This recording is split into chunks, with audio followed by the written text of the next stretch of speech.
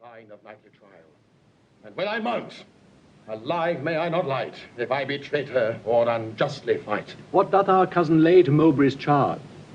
It must be great that can inherit us so much as of a thought of ill in him.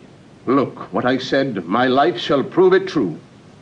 That Mowbray hath received 8,000 nobles in name of lendings for your highness' soldiers, the which he hath detained for lewd employments, like a false traitor and injurious villain. Besides, I say, and will in battle prove, or here or elsewhere to the furthest verge that ever was surveyed by English eye, that all the treasons for these 18 years complotted and contrived in this land fetch from false Mowbray their first head and spring. Further, I say, and further will maintain upon his bad life to make all this good, that he did plot the Duke of Gloucester's death, suggest his soon-believing adversaries, and consequently, like a traitor coward, sluiced out his innocent soul through streams of blood, which blood, like sacrificing Abel's, cries even from the tongueless caverns of the earth, to me for justice and rough chastisement. And by the glorious worth of my descent, this arm shall do it, or this life be spent.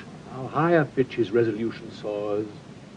Thomas of Norfolk, what sayest thou to this? Oh, let my sovereign turn away his face, and bid his ears a little while be deaf, till I have told this slander of his blood, how God and good men hate so foul a liar. Mowbray, impartial are our eyes and ears.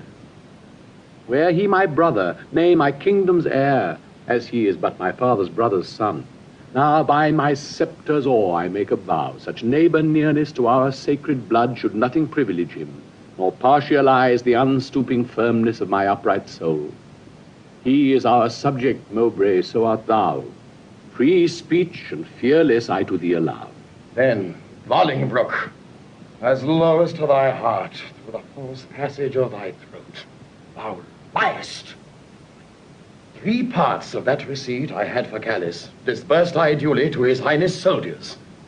The other part reserved I by consent, for that my sovereign liege was in my debt upon remainder of a dear account, since last I went to France to fetch his queen. Now swallow down that lie. For Gloucester's death, I slew him not, but to mine own disgrace neglected my sworn duty in that case.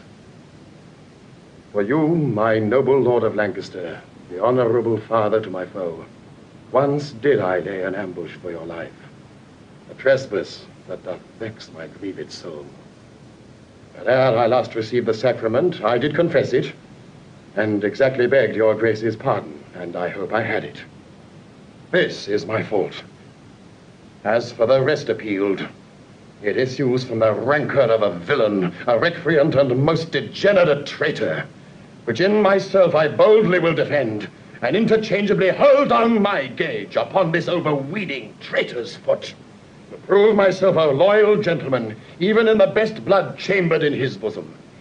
In haste whereof, most heartily I pray your highness to assign our trial day. Wrath kindled, gentlemen, be ruled by me. Let's purge this collar without letting blood. This we prescribe, though no physician. Deep malice makes too deep incision. Forget, forgive, conclude, and be agreed. Our doctors say this is no month to bleed. Good uncle, let this end where it begun. We'll calm the Duke of Norfolk, you your son. To be a makepeace shall become my age. Throw down, my son, the Duke of Norfolk's gage. And Norfolk, throw down his. When, Harry, when? Obedience bids, I should not bid again. Norfolk, throw down, we bid, there is no boot. Myself I throw, dread sovereign, at thy foot.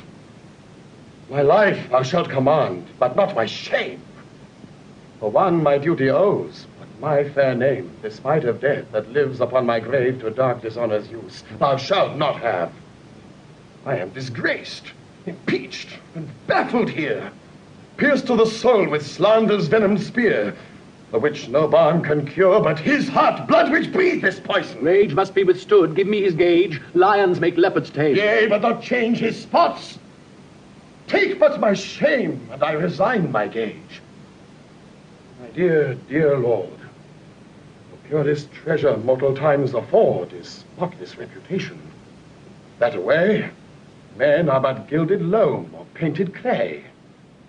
A jewel in a 10 times barred up chest is a bold spirit in a loyal